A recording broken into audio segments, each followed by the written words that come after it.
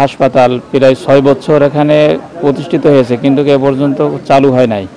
এটা চালু না হওয়ার কারণে অনেক ক্ষতিগ্রস্ত এলাকাবাসীও, এবং সাথে সাথে অনেক রোগীও মারা যায়। যখন আমরা এখান থেকে ইমার্জেন্সি ঝিনাইদহ সদর হাসপাতাল যেতে যেতে পথের মাঝে অনেকে মারা যায়।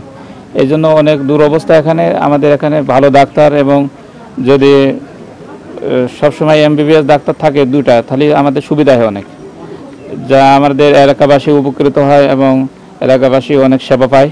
জেলার 10 শয্যা বিশিষ্ট যে হাসপাতালগুলো বেশ কয়েক বছর আগে উদ্বোধন করা হয়েছে, সেগুলা এখন পর্যন্ত কোনো কার্যক্রম চলছে না।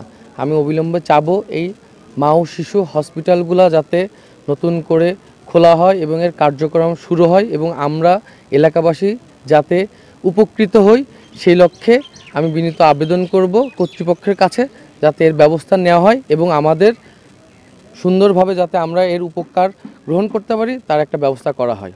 আমাদের বাড়ির পাশে এত বড় হাসপাতাল, এর সেবা যত্ন আমরা সেরকমের পাইনি। এমন সময় আছে ওষুধই থাকে না, মানুষ এসে ফিরে ফিরে যায়। না থাকলেই কি আর না থাকলেই কি এত বড় হাসপাতাল।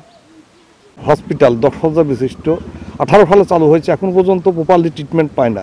এখান থেকে কুষ্টিয়া এবং ঝিনাইদহ জেলা শহর 30 থেকে 35 কিলো, এবং এই রুগীগুলো যেতে যে পথে ভোগান্তি, এটা বলে শেষ করা যাবে না।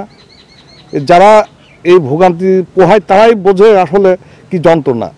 তো এর থেকে মুক্তি কি বা এর কোনো ব্যবস্থা আছে কিনা, এটা মানে অবশ্যই আছে, আমি জানি না, তবে কর্তৃপক্ষ সুনির্দিষ্ট ব্যবস্থা নেবে, এটা আশা করি।